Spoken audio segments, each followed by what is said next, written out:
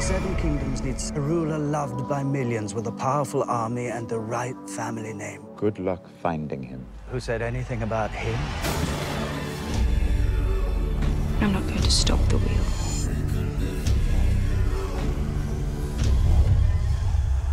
I'm going to break the wheel.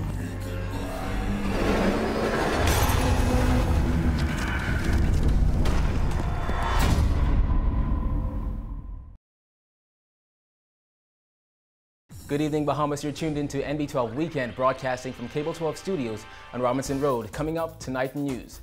Rolling blackouts expected to continue into next week. The immigration minister talks the need to stop marriages of convenience.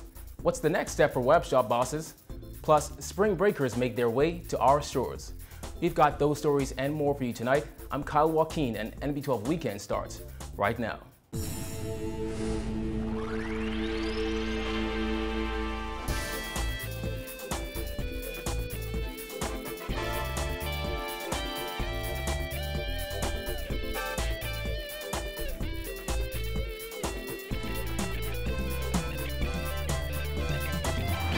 Topping news tonight, after being plunged into darkness last night, New Providence residents can expect load shedding to continue until Tuesday, according to Executive Chairman of the Bahamas Electricity Corporation, Leslie Miller.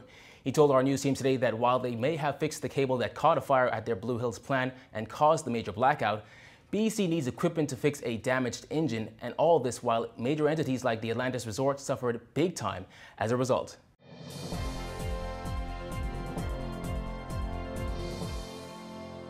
More than 50% of New Providence was without power today as the Bahamas Electricity Corporation continues efforts to fix engines at both their Clifton Pier and Blue Hills power plants. The outage is a result of a cable at the Blue Hills plant catching fire yesterday, causing all the company's engines to shut down. In a statement today, BEC said despite the continued work of crews throughout the night, they were met with additional challenges in attempts to restart the generators. BEC Executive Chairman Leslie Miller says of the 13 engines at both plants, 6 were down. With these 4 engines, number 11 at Clifton, number 4, 7, 8 at Blue Hills, we should be in much better shape. How long do you think we're going to be load shedding? I would say probably until about Tuesday or Wednesday. If we can get those parts in for the Tachi machines in by Monday or Tuesday and the GE, we'd be in much better shape. They have already repaired all the lines. He told me it's finished. So the lines are ready. They're just now checking out the machine to make sure that when they turn it on, the machines can handle the load. But just like in that major blackout last year, one of BC's new engines, which Miller called one of the more important ones, went down as well. However, this time he said what they need to fix it is being shipped from the other side of the world. The control cards that blew yesterday. When we back up, blew. That card now has to come in from either Japan or somewhere in North America. We're hoping to get it pretty quick. He said BEC needs to get that new engine on as soon as possible. Until then, Miller said consumers could expect load shedding to continue into Wednesday. To make matters worse, Miller said even when that's fixed, BEC's major problem is still there. We're always on the brink. If one engine go down, disaster.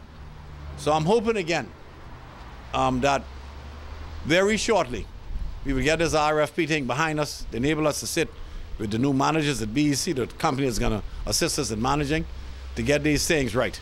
We got some problems in the system that need to be cleared up as soon as possible. But hopefully, tonight, we should be generally back to normal, except we're going to still be load shedding in certain areas, but it wouldn't be as bad as it was last night. Several businesses had to close their doors today because of the power outage. The Atlantis Paradise Island Resort ended up closing the doors to its casino last night as well.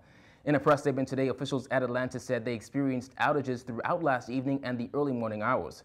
Unfortunately, the resort's generators did not fully activate in the Royal and Beach Towers as well as the casino. We understand several of the hotel's restaurants were also forced to close as a result.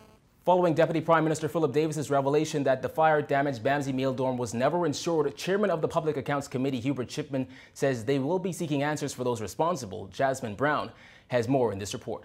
Chipman says following that BAMSI insurance revelation during the last sitting of the House, the Public Accounts Committee has already met to discuss how they plan to investigate BAMSI. It is the intention, and as a matter of fact, we have submitted, we're putting a number of questions together that we want answered by the Minister of Agriculture or the Agriculture Corporation as to the contracts that has been issued by to BAMSI. But Chipman says the committee wants answers, and not just concerning the lack of insurance. He says they also want details about every contract awarded for the BAMSI project. I understand that there are 14 contracts that were issued. They did not go to tender, and I think there's a policy within the government, anything over $50,000 should go to tender, and you should have at least 3 tenders. In this case, these contracts was somewhat issued nilly-willy. On February 25th, Davis told Parliament his advice was that the contractor, Audley Hanna, had everything that was required to do work with his ministry, including contractors' all-risk insurance, but that the insurance coverage had lapsed due to the project delays. However, on Wednesday, Davis said files reveal the building was never insured. That same day, Davis also tabled documents including the letter of intent, contract, and insurance certificate on file at the Ministry of Works with Paradigm Construction. Chipman says Davis should have laid it all on the table. Wouldn't you think that he would bring all the contracts at that particular time? Chipman says given how expansive the matter is, he does not believe the answers to their questions will be immediate, and for that reason there will not be a resolution anytime soon. Now I will say this to you. Going to questions and requesting papers, contracts, and persons, that will take a while. I think the Bahamian public needs to know when these things are requested. It takes months and months before you get an answer. Sometimes the information is not forthcoming. Reporting for NB12, I'm Jasmine Brown. On Wednesday, parliamentarians passed the Immigration Amendment Bill 2015, which would see an increase in a number of immigration penalties, and for the first time in the nation's history, see people fined up to $10,000 and or spend up to 5 years in prison for fraudulent marriages. Mitchell said even foreign fishermen are getting married just for convenience. Particularly in the fishing community, it's being said that people from the Dominican Republic are coming here and marrying Bahamian women and using that as a mechanism for fishing in the Bahamas commercially. So that's where the complaint is.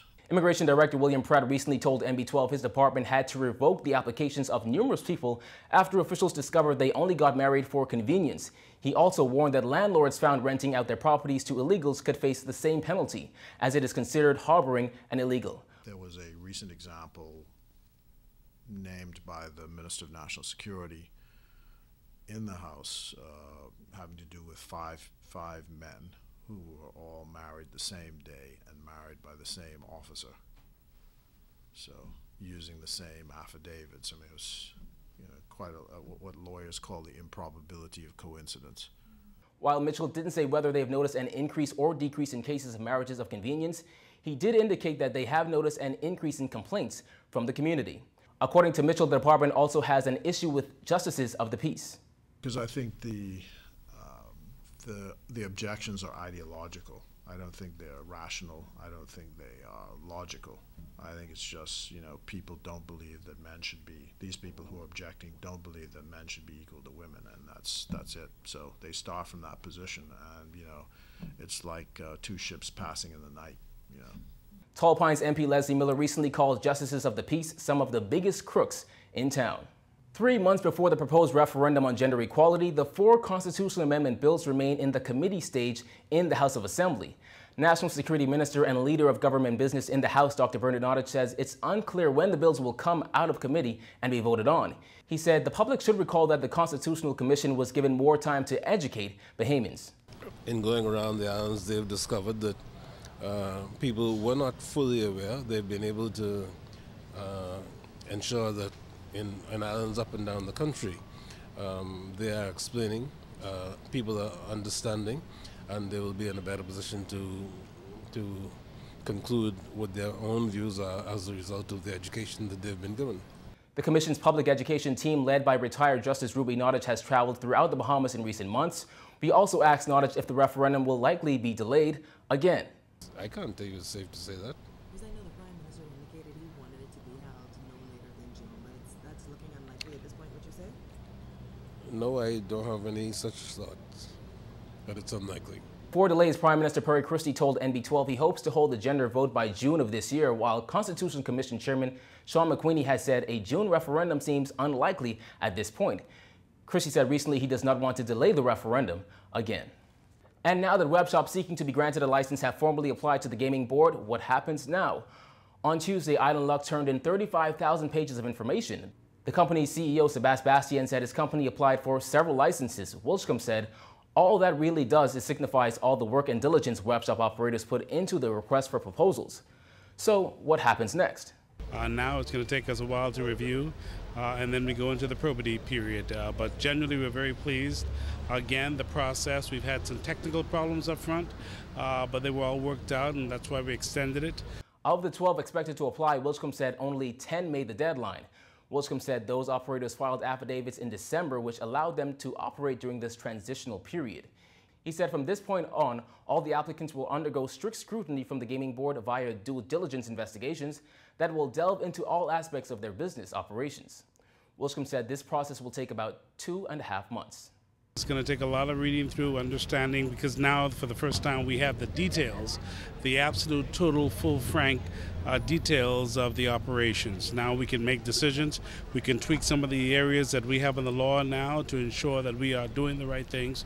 So it requires some diligence, and we're going to be sitting down for many, many weeks, reading, studying, understanding exactly what's been going on over the many years. According to the request for proposals, applicants were required to pay a non-refundable $100,000 deposit for the gaming house operator license, plus $30,000 for each gaming house premises license they apply for.